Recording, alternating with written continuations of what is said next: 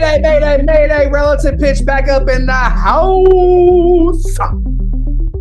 How y'all doing tonight?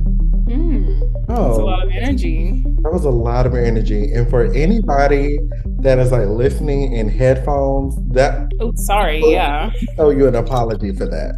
Sorry. Hello, and how are you? Oh, don't do that either. We should do a full episode where we're like, welcome to Relative Pitch. Not an ASMR. Ooh, yeah. Because girl, you know what's gonna happen?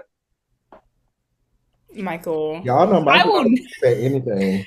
I will never forget. I was so embarrassed in, I think it was like a lit class or some class. Girl, Gilgamesh. We were talking about the story of Gilgamesh or whatever. And to be fair, this teacher had a very like dull, like not overly exciting voice. And very often Michael would slide down in his chair like this and just go.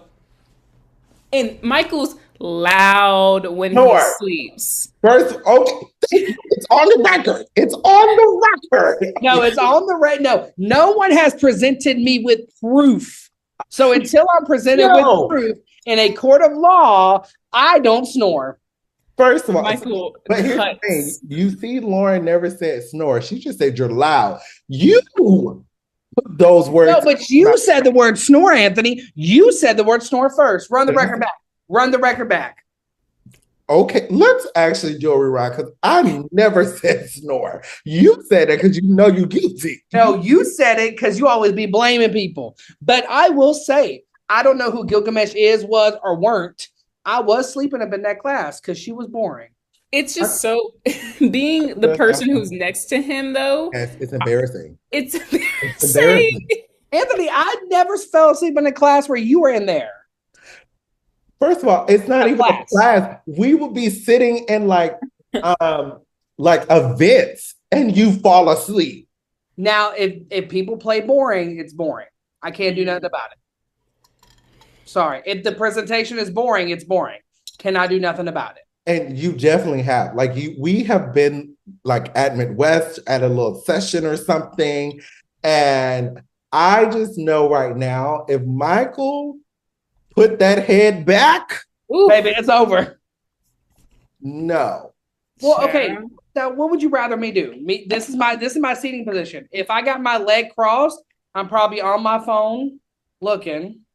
If I got my legs flat, girl. But here's the thing, and that's the other thing. Michael is either on his phone. So for anybody that always want to say something about Michael is actually paying attention, no, he's not.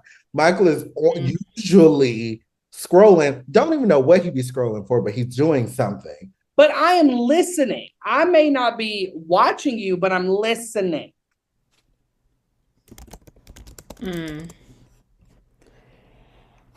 Anyway. No disgusting monkey. Anyway. What's going on right now? I feel like there's a lot going on, and simultaneously I have been trying to avoid all the chaos that's been happening. Yeah. So I don't know what's been going on for y'all where you are. Cheers and like awes. Oh, Michael, why are you okay? Hello, yes. Yeah. I would like to say I need to do better about this too.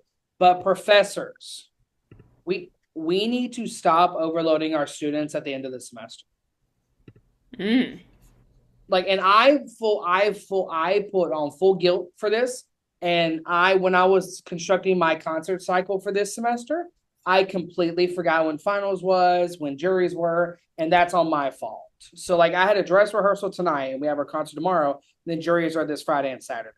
And so I literally told my kids I apologize, but then I threw them a little pizza party tonight, halfway through the dress rehearsal, and they get chocolates tomorrow after the concert. So like I'm trying to make it better, but next year I'm going to be better about not overloading the students at the end of the semester because I don't want to add to the stress and I want them to actually learn for 14, 16 weeks instead of stress for like 8 out of those because, you know, you have the beginning of the year stress, the midterm stress, and then the final stress. In a constant state of stress. Yes. So I know I'm going to do better about that, but I challenge all of my colleagues around the country and the world to do better about helping our students navigate stress by making our schedules more accessible for them to be learning at all times and not just be cramming for tests and other subjects. Yeah, I feel like let's talk about education for a second because I think that's relevant to everything kind of going on and all of where we all are in our different, areas of life. The thing about it is like education was very important. There are things about my time as a student that I'll never forget, and it's the teachers and mentors who I met along the way, the other students and colleagues who some of them became besties, some of them are, people I have worked with or all, et cetera, et cetera. Some of the projects and things I remember, like some of the materials and whatnot, subject matter. But honestly, whenever I think about an undergrad, I just go, thank God I'm not there anymore. And it's because of what Michael's talking to, which is like the amount of work and physical exhaustion that students have to go through because it's like you have to, everyone does it, so you have to. Why do we keep this like rigorous, like it feels like you have to like wouldn't it be great if your students at the end of the semester felt refreshed and they were like, we want to keep going? Because then they want to keep coming back. And that's like, instead, everyone's just like so beat at the end and no one wants to do anything. It's like there's no room for curiosity to come out of it. It's just like you're at your max all the time as a student. And so I don't know, it's just something I've thought about. And I definitely don't feel, I'm not one of the people who like, well, I did it, so I want everyone else to do it. I actually don't think students need to go through exactly what I went through to get to where I am. I don't think 100%. I do think there's some things they need to do because I do believe some students believe they're busy. And then when the real world hits them, they are going to get smacked to hell and back. And so there is a art to learning how to deal with stress, but there's not an art to learning how to deal with overbearing. So like we should apply stress in some areas. Like for me in my position, and I think people will think this, if you can't get from A to B on your instrument, how are you going to take a band A to B? Like you need to get better at your instrument. And the only way to do that is practicing and being in ensembles. Now, am I saying go out here and be in 7 ensembles? Absolutely not. Because you're not going to be able to practice. But I am saying go out and be in the ensembles that are going to help you be a better teacher and musician. Because you have to be a musician. Now, I'm not saying you have to be able to win an audition to go teach band. Now, I'm not saying you can't go win an audition and then still go teach band. I'm saying A to B. And A could be bad and B could be mid. But you have to be able to go from one level to another level on your instrument and your musicianship to get there. But I do think at times we're like shoving so much stuff down their throats. Like, I don't know about y'all. I might really call myself out, and this is bad because I'm in my office. There is some things from oral skills and theory, don't remember. Because it was 4 semesters of hell I had to get through, plus 2 piano classes, plus like this, that, and the third. Baby, they were talking about something the other day, like a double plagal cadence. I said, baby, I don't know what that means. Open your ears and tune it. Just open your ears and tune. They say, how are we going to tune it? Open your ears. What note leads? Open your ears. And, I might call myself out there. Now, I'm just saying. But there is a certain amount of hell students have to go through. But I don't think it should be impossible. And I don't think it should be too easy. There's a good middle ground that we're not exposing because we're choosing to either be too hard. And I don't think anybody's being too easy. So I think it's just everybody's like, oh, they have to go through all this stuff. Yeah. A couple of things. First thing is, when I think about undergrad, I guess all those traumatic moments, I don't even remember. Like I truly cannot think of a time, although it was a lot. Mind you, I did a dual degree. Like I did 2 things at once. Well, wasn't there a couple of semesters you had to get like the provost or someone to sign off on your schedule because you wanted to take more hours? Yeah, I did that. But for me, I cannot think of a time where I was like, oh my gosh, I have so much to do that I cannot breathe. Right. But that's also the way I was wired too. Exactly. Just like our last episode with Sheldon Williams, where he was like, I grew up, out in the field, cracking and moving and being being out there in construction. So like it's different, struggle.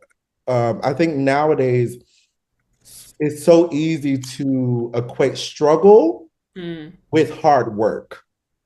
And so because you have to do something out of your normal, out of your circle where you're now learning, nowadays in this new generation, they don't want to do anything that brings them out of that circle.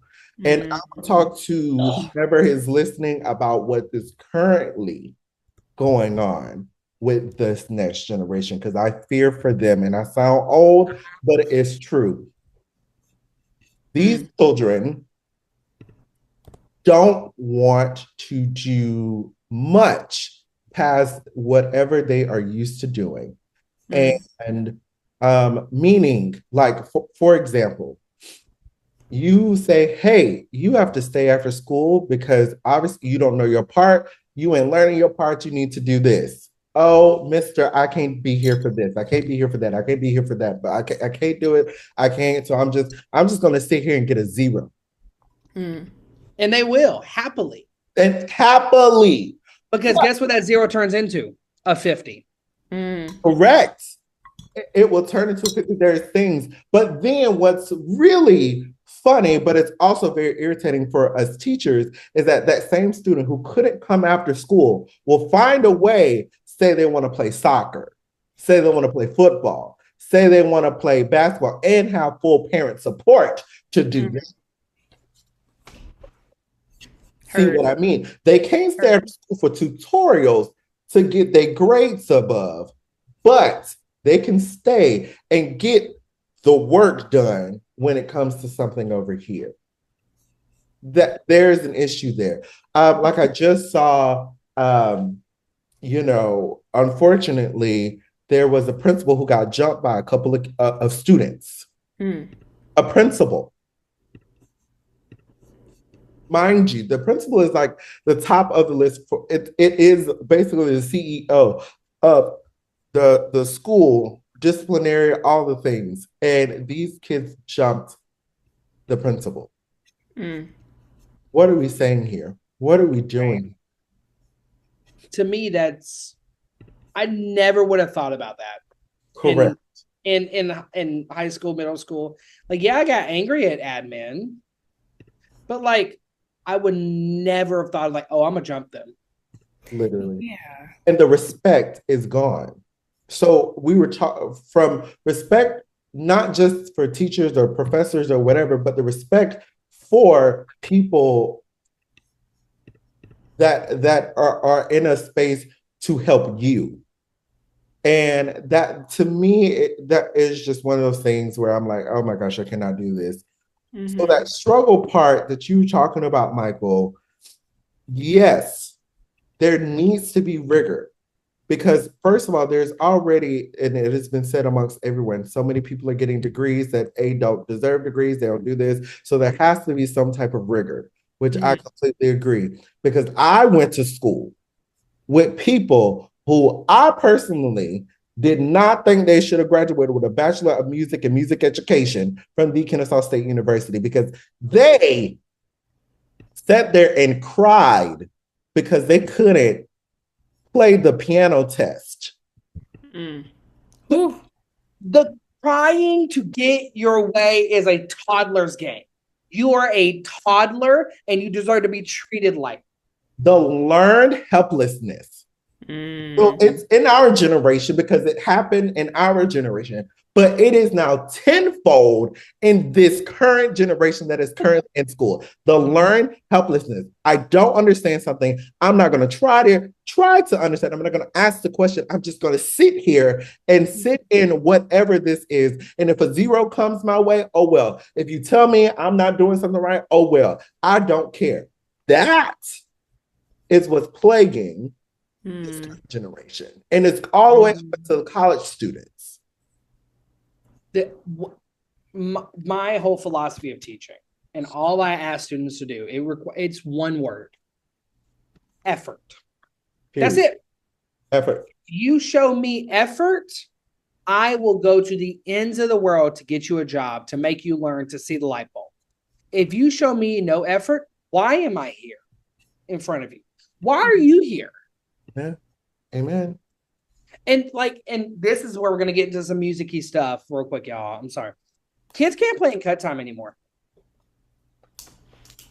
I was trying to start reading some duets with some kids, cannot play in cut time. And I'm like, cut time? It's easy. It's cut time. And they can't play in 6/8, that's slow.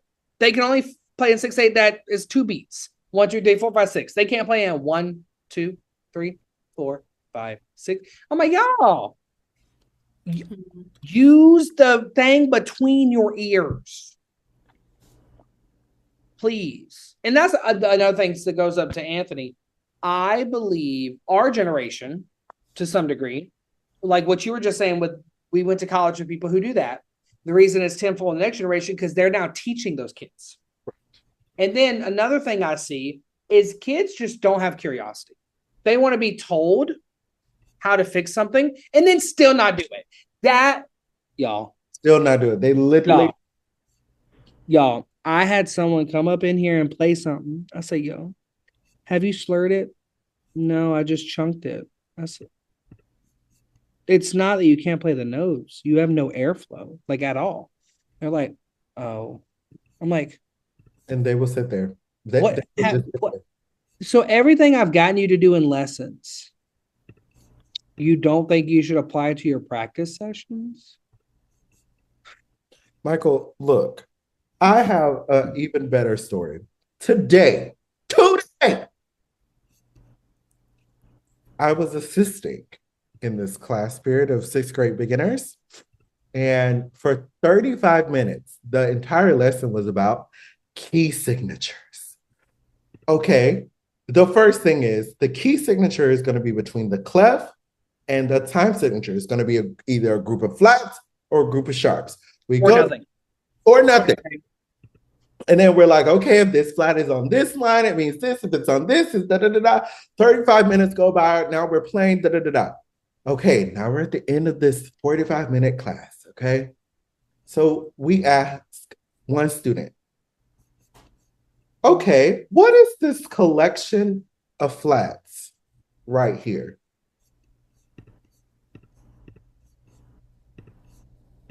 Oop.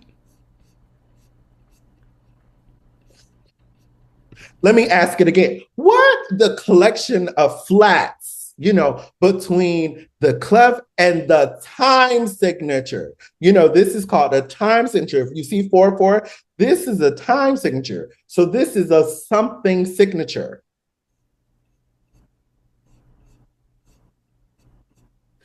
Child, and they'll look at you like you're stupid. Yes. My colleague had a look lanyard of keys. He's jingling the keys. The kid.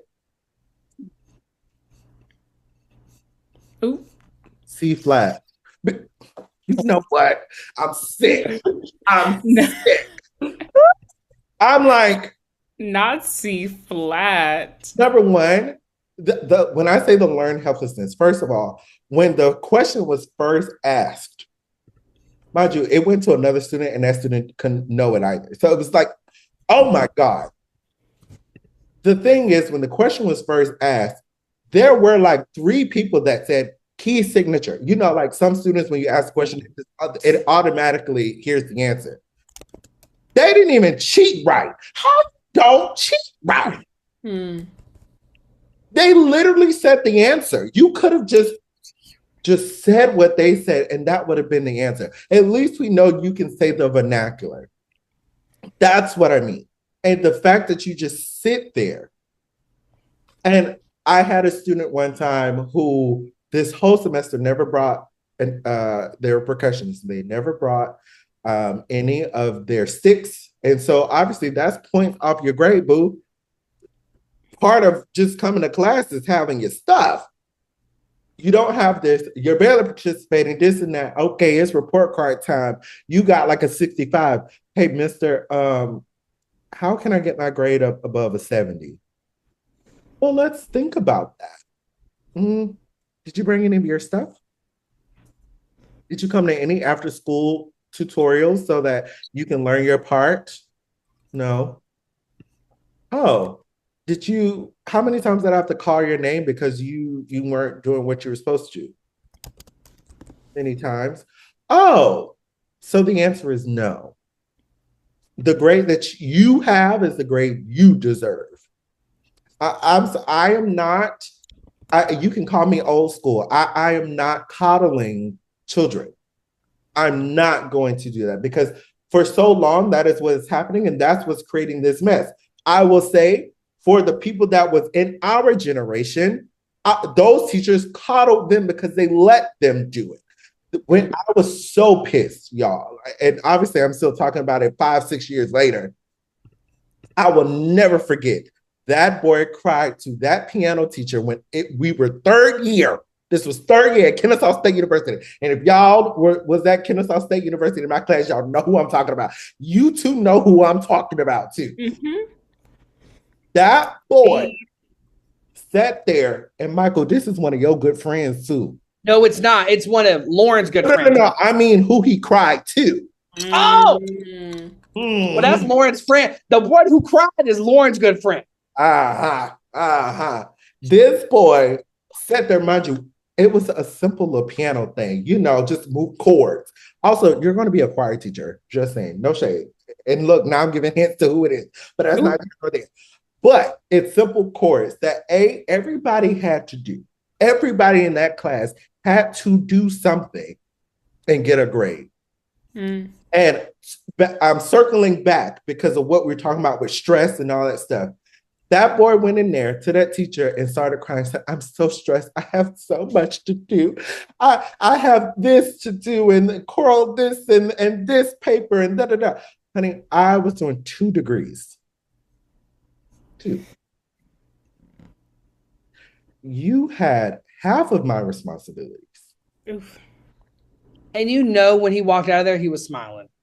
He did, and that's what pissed me off even more because he was able to let his little tears do the work for him. And no shade, these were white tears. Just if I had to go a little bit further.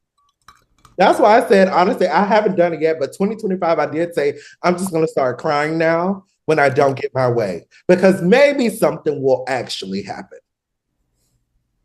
A student this year cried in their lesson about how the stress they were. I'm about to get hate mail. All I did was calmly said, can you go to the hallway, collect yourself, and then you can come back into your lesson. Thank you. The thing is with I think, and obviously we here at was Relative Pitch, we are very, very empathetic and everything. I mean, you can listen to our whole body of work and you would know that we are here to support for whomever. But however, there is a point. There's a point to when we know, teachers know, you just trying to find a way to get out of doing the work that has been assigned. And I mean, there are some people, some professors that completely do put on too much work on you. But nowadays, more modern teachers, they understand the stress load. The more circular, creating a holistic person, we know that there's many facets of one person. So we're not putting so much work on you. What we're doing is expecting this is what's going to be in your future. And my job is to set you up best for your future. And guess what? If that is the job that you want, you have to get this done. Right. So now, because you let this creep up on you to the last minute, now you're stressing. Or you weren't prepared appropriately to come and do it. Like today in my class, there were a couple kids who didn't show up to our solo and ensemble. Mind you, they had 6 weeks on this solo. Mm. So there were students who sat there and just didn't show up. And I said, oh, well, you're going to perform in front of the class. Good. Because you thought, oh, I'm not just going to go. No. I found out a group that I gave music to, two of them did not go. And I literally I just looked at my phone when I found that out and I said, you can lead a horse to water, But you can't make it drink. And sometimes you just gotta trust that. You just gotta trust that saying because there's literally nothing else you can do. And and again, holding accountable. Mm. There was one student who parents, and this can get real sketchy. There was a parent who reached out because their child didn't go and was like, my child told me they're going to be performing in front of the classroom, and I just want to say, like, it was my fault, and I'm this and that, and do he really have to perform in front of the class? Yes. You want to come perform with them? Because the thing is, if he would have just showed up, I don't care what their result was. No one cares. I don't care. But what I'm teaching is that you knew you had something to do. Mm. And it's about showing up and doing the thing. Sometimes just being there is the only thing we need you to do. And so because you did it, now you will be on Front Street. So here's your stage. So last piggyback, and then I'm gonna start the good stuff again. Two things. Read your goddamn email. Oof. That's it. Just do that. If you do that, half of my hair is going to grow back. Mm. Mm-hmm, mm-hmm. Second thing, if you know there's a conflict and you wait till the day of, you are going to get all of my pent up anger and aggression. Yeah. From this whole semester. Mm-hmm. And I don't feel bad about it, actually. And I probably should, but I don't.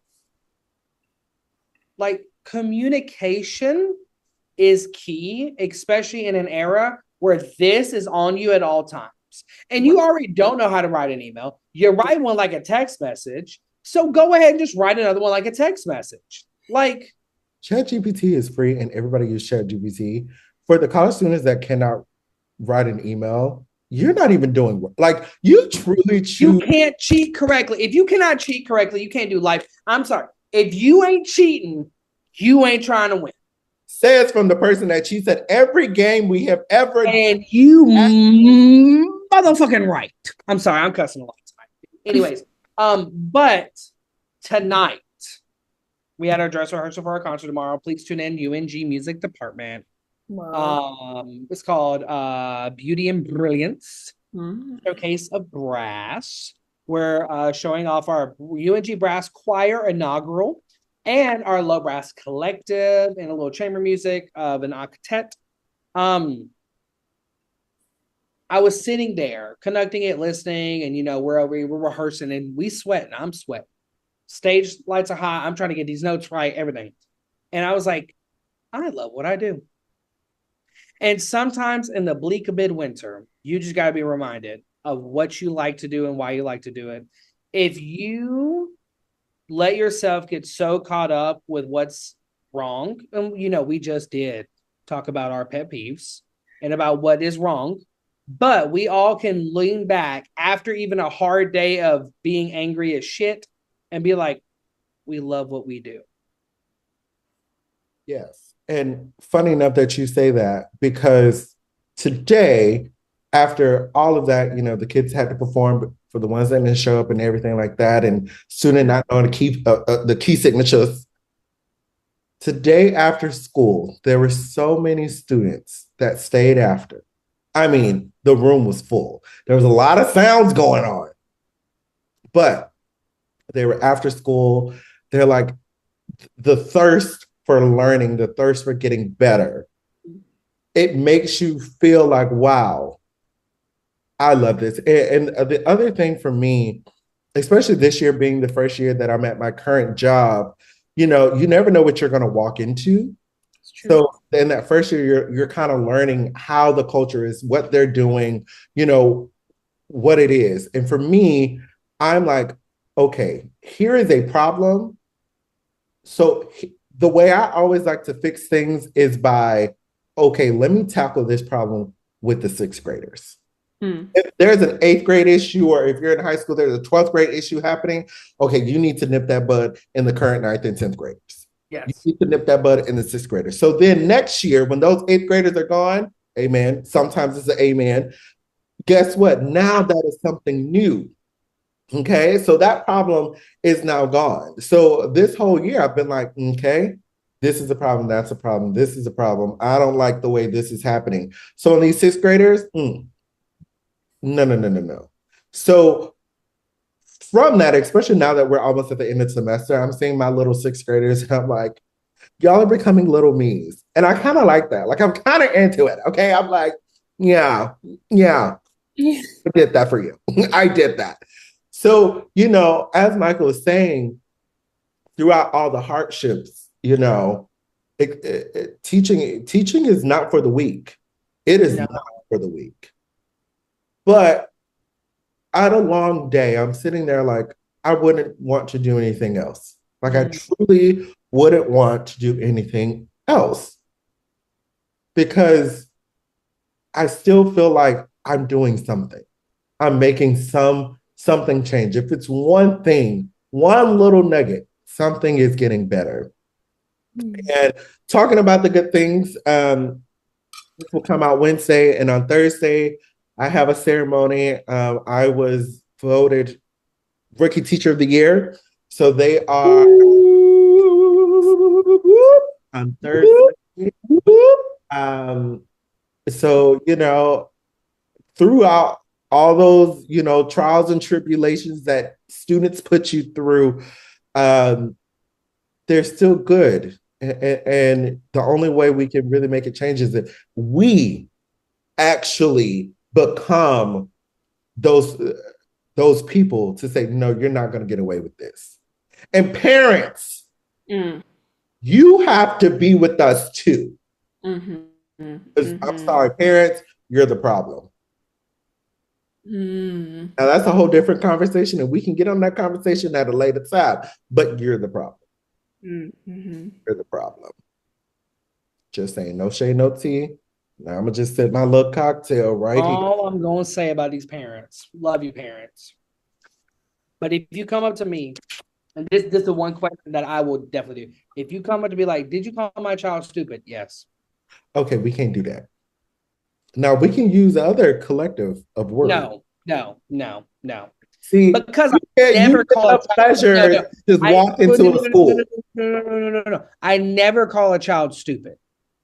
I will say that was a stupid question. I will say that was a stupid thing to do. I would never say a child is stupid. If I say that was a stupid question and things, and they say, well, you call me stupid, I'd be like, you called yourself stupid. I never say that either. Just like how earlier when Lauren said you're a loud sleeper and then you automatically went to snoring. I didn't. You want to run the tape back? Because I don't believe in the tape. Run it again. I am just saying, until you present me with evidence that will hold up in a court, nothing. Okay, so we don't film during the summer, but however, us three are going on a cruise together, which if anybody going on a cruise in June 21st. I still have not bought my flights, y'all. Anyway, when we come back in August, We gonna have recordings and we Yes. gonna air it all out. No, you're not. Because You, guess what? I don't sleep loud. I sleep small. This is how I sleep out. I'll go this. Michael, you know you lying because you smiling because you know, That's how I sleep. I sleep with a smile because I'm getting sleep. Michael, the way you be calling Now, Anthony cars, and Lauren, I don't even know how I do it. Michael, the way I don't know you how be I calling sleep. them horses off that hill, woo! I do this. Anthony goes like this. Mm. Lauren's a little softer, but Lauren be doing something else that is etched in me and Anthony's ears. That just You know what? And that's still not nearly as loud as you snoring. no. Oh, Now that's a lie. Lord, wait a minute. I think we've taken a mile. Wait a minute. We would not be discussing this. Thank you. Now, Lauren said, Cease and desist. I need to get my papers to cease and desist, girl. Oh, you got to be served. Served. And baby, I will. What was that? But Miss Lauren, I mean, you're literally about to be done with your entire doctorate. Yes. Doctor. I Hmm. think that's why I'm so reflective on my education is because I'm literally getting to the terminal moment where it's saying like there is no more school for you to do, to be considered an expert, quote unquote, in your field. I say that because I know a lot of doctorates who are not experts or anywhere near that in their Are field. they crying for their degrees? Maybe they are. It's a mix. Here's the thing. As someone who I feel like everything that I have done has moved me along in some way towards where I am now, I I can also in the same breath say that there were some things that were actually beneficial to me and other things that were just a check mark for me to be in the place that I am, right? So there are some classes that if I could take that class with that teacher 50 times, I would because I feel like I would learn something. And there were other moments where I just was like, I think I had to do that to get this degree, but I don't think that it actually showed me anything beyond like maybe what I wouldn't want in a program or what I wouldn't want to include for myself, like students in the future. Um, I think that there are so many students who are going down the path of like, oh, I don't want to do anything and like everything's too hard and like all this stuff. And their parents and other teachers will allow them to do that. They are never able to do that by themselves. If they are getting through school and even work, some people later on, by crying, by making up excuses and everything, it's because other people are letting them do that. So if you are an educator like out there and you are seeing this trend, make sure that you are doing your part to like not allow that to continue with this student. Now, we can't it's all these students we have, yes, etc. But like make sure as long as they are with you, you are trying to foster better behavior out of them. And that also has to happen in conjunction with other teachers and the parents, the students themselves. But like I've met those students, I've been in those same classes, and I'm like, the reason that they're able to be there next to me is because the teacher is letting both of us exist in the same space. Me as a person turning in work on time, extra credit, whatever, and them who barely shows up to any classes. We are in this room together, and there is no separation from us from the university standpoint, but like at all, right? That's an issue. That's an issue, but it's not an issue that's entirely on the student because there's some holes within the administration, within what the faculty are choosing to do for maybe their own benefit, if it's tenure review year, hello, and other things where they may be letting students slip through. It's a balance. Rigor is needed, efforts needed, all those things. And there was a bunch of BS that we had to do within our degrees to like graduate as well. Oral skills. And both, well, no, Oh, shut up. Just let's not do because you're that. not good at it. Let's not do that. But, I was gonna make me play tropical. yeah, I think I'm very excited to be at this stage where, I am literally just at this point preparing, like doing final dissertation edits, preparing for my defense that's in like mid-ish May. Um, and the big question that people keep asking, that like this is a PSA to anyone listening to this. If you see posts of mine, you know, coming up soon, graduation stuff, all this stuff, you see me, you want to send me a DM, do not ask me what's next. That always, Don't do it. yeah, Yes, Michael. What's next? bitch. I'm so sorry. I had And to. here, I had and to. if you let's use that as an example. If someone, and this has happened like at least 12 times in the last 2 weeks, what's next? And I go, I have a job. Hey I, man, I do many things. I will continue to do those. employment.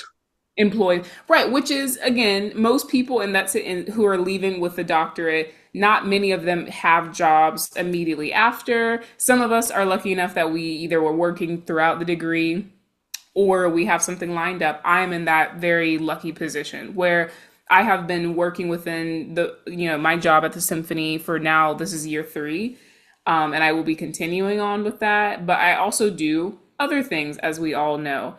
And I think maybe it just annoys me because it's like I'm obviously on a different path than like the traditional path that people are on. So I'm like, why am I still getting that question? Like, what? I think what maybe I would, if someone's like, well, what do I ask you? How are you going to enjoy your time now that you're out of school? Maybe ask that. Also, Because, that's traumatizing too. Like, right, even for people that are graduating with, bachelor's, master's, doctorate, and they don't have a job. They've been applying, especially in our career. So many people are applying for things and being told no. right. It's a traumatic question. Like, what's next? I don't know. No, I will say I am guilty of this, but this is with everybody because I'm like middle school. What's next? I'm going to high school. Okay, heard. High school. What's next? I'm going to college. Oh, what college? Oh, I'm not going to college. Okay, what you gonna do? Like, I don't care what you do next, but I'm just asking what's up mm, because I also find this not you, Lauren, but some people don't think. Like I went to a master's degree. Lauren went to a master's degree with these people that forgot 4 years turned into 4 semesters. And then you're out. Yeah. true. Oh, And then people are like, I was like, because girl, by the end of the first year, I was already thinking about what's next. Oh, for Because now, I like to too. plan. I was like, okay, Dr. White, what should I do next? Should I do DMA? Should I go back freelance? What should we be doing? And then I used that summer to think about what I want to do. Took that last year was just I enjoyed my last year more because me personally had a plan about what's going to happen next.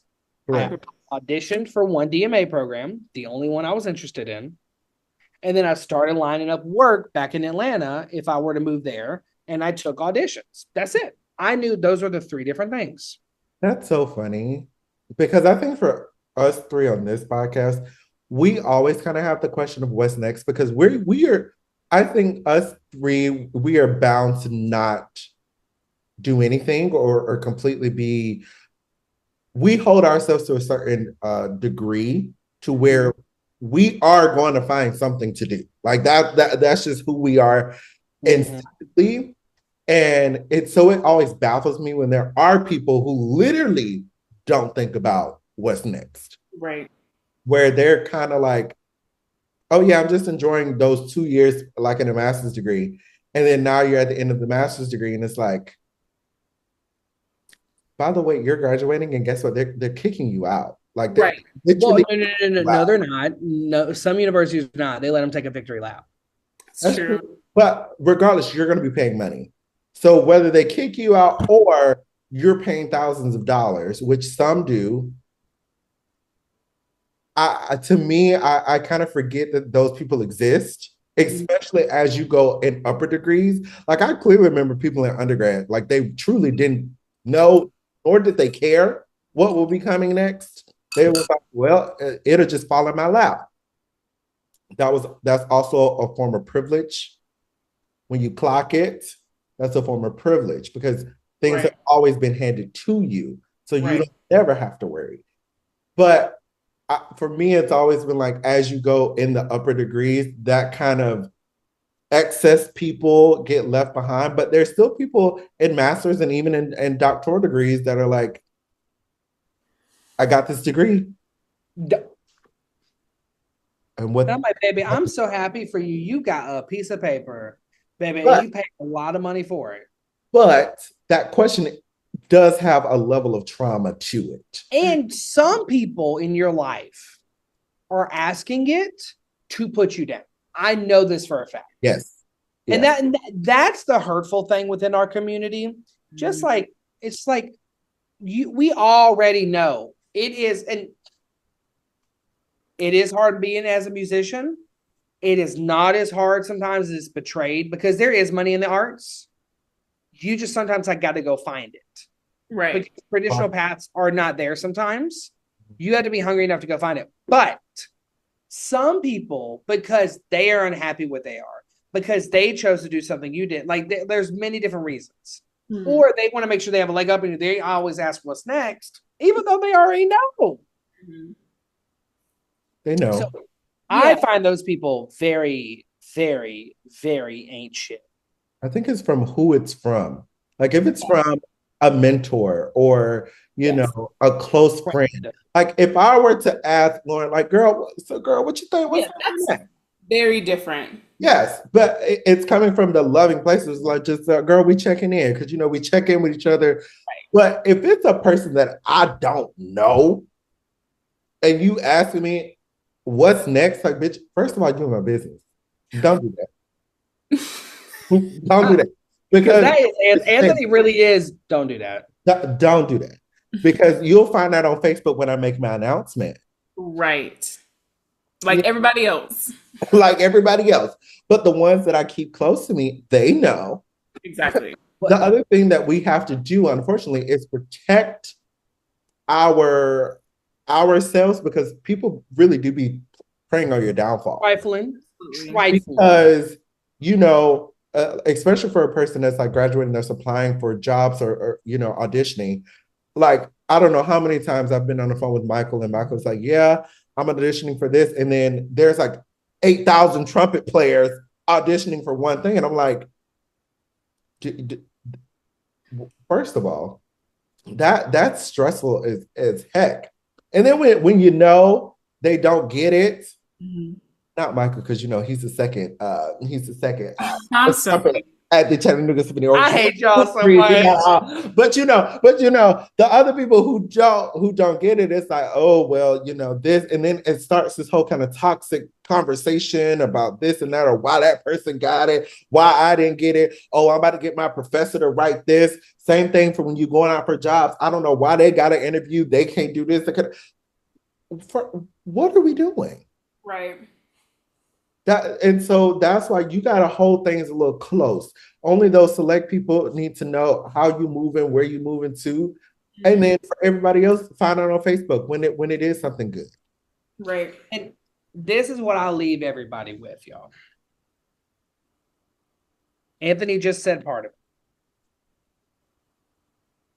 You don't know how people move. Mm. And some people, the way they move is not the way you want to live your life. Right. Because we want to live an authentic life by intrinsic motivation, not in extrinsic bullshit. So have the people close to you that ignite the intrinsic flame and don't extinguish it with extrinsic thoughts. Big words. Y'all have a good night. Wish me luck on my concert. If you watch it, I'll be bringing in a 747 about 25 times. And I might even stop conducting. Who knows? Because, you know, 7/8 is hard. So I hope y'all have a great night. Sip you some sweet tea. And have Whataburger tomorrow. So have it with me. Whataburger is disgusting. But that's neither here nor there. Friday. Kisses.